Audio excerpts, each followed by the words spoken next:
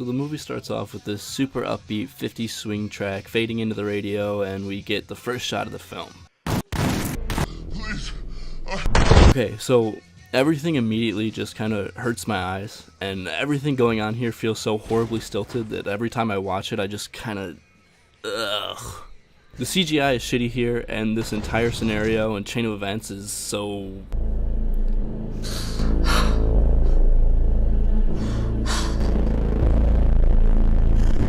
What I'm trying to get at is this opening sequence and introduction lacks in believability, composition, and purpose. The characters are flat, the consequences are vague, and the antagonist's name is super cheesy. Got him. We open up to three protagonists, Elliot, John, and Widow? I think her name is Widow?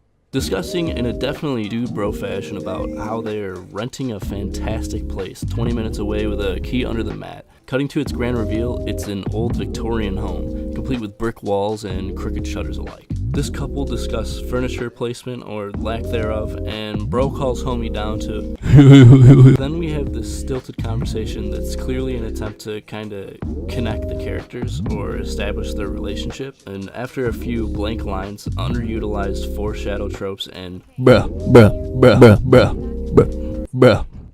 later, Elliot quotes that coins symbolize wonder and terror of fortune. Do you land face up or face down in the dirt? What home will you be born into? With whom will you fall in love? Fortune is truly like a coin tossed by the hand of God.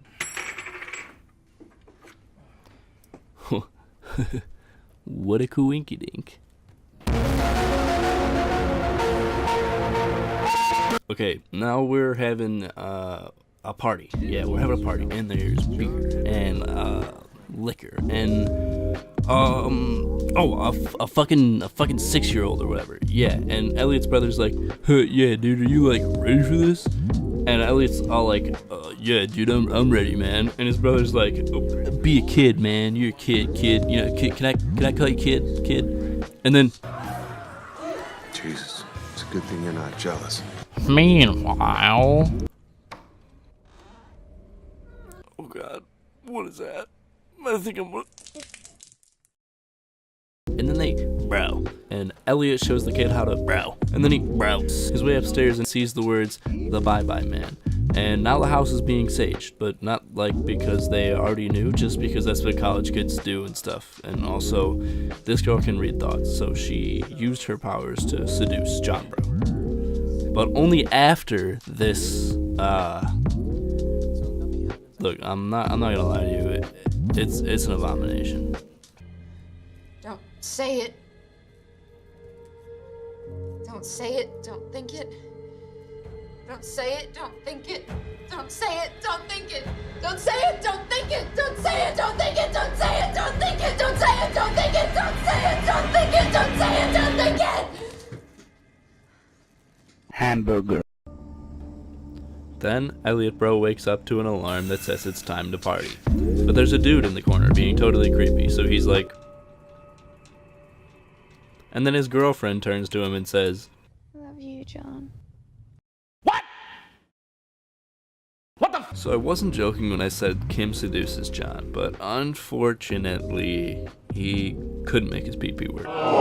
And now everyone that's heard the name is seeing things. The dudes have a bruh moment sound effect moment, but in a bad connotation, and John washes that weird bitch off of him.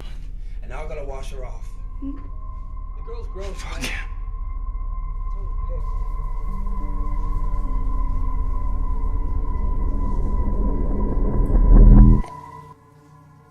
There. You went away there for a second. So now everybody's fidgeting and hearing shit and thinking about shit and getting paranoid and shit when Elliot Bro goes down into the basement and sees this big blob of CGI. The point that I've been trying to build to is that scratches are on the wall, coins are being dropped over and over, and people are going away. And all of it basically leads nowhere effectively. Bye-bye man's not real. It's just something that's in our heads. That's real. Ideas are real. This concept, super cool, with loads and loads of potential for an interesting and unique approach to a horror movie, but everything I just talked about, every step of build-up is just surface level and standing on a super thin narrative with ignorant and unaware characters. Elliot has the library. He knows it's in his head. He knows it's an idea that spreads, and what does he do? He fucking discusses everything he's researching with the librarian, who even interrupts him because she already knew about the Bye-Bye Man. So this plot of a malevolent idea capable of bending perception is unfolding, and our protagonist is inching as close to a beginning as we get. The idea is spreading, and all these elements just lead to jump scares and a backstory that's delivered painfully. Well, obviously he was batshit crazy. But if you remove all references to something in the past, that past no longer exists. Even the idea of it's gone. Maybe somebody wanted to make this Bye-Bye Man disappear permanently, and you've got the last record of it right there. I'll be back. So the man in the beginning researched a case of a boy who had known about the Bye-Bye Man, and once he'd known about it, he spread it to those he knew, but he killed them and himself to stop it. And that's it. That's what's going on here. I don't know. I get that in horror you don't want to explain things, but that being said, this could have been done in so many better, more chilling and threatening or ominous ways. It, for example, is set up to be this horrifying force outside of your comprehension, and it's never really put that way incredibly directly or in an overtly cheesy or flat way. The children of Derry are just that. Kids. Just the same as the kids in It Follows. And when kids try some stupid shit, it's because they're kids, but the characters in this movie blatantly discuss the details of how to survive and how to kill this thing and consistently just disregard that. Why didn't they burn the desk? Why are these people telling people about the Bye-Bye Man? Why is this dog necessary at all? Why did the police let Elliot off so easy? Why does the movie just kind of sweep aside the idea of psychological just moments before? Why is this dog necessary at all? Why does this movie just kind of sweep aside the idea of telling people about the Bye-Bye? This movie just falls short of being anything it could be, and I came into it thinking that it would be trash because of its name. It turns out it's just mediocre. Painfully mediocre at that, with promising actors, promising ideas, and that's just all it has to offer outside of jump scares. It's not even so bad that it's fun to pick apart or fun to point at and laugh like Eaters was. It's just really, really bad. And that's what I think. This movie's getting What, something wrong? out of... Don't think it! Don't say it! Don't think it! Who say or think what? The Bye-Bye Man.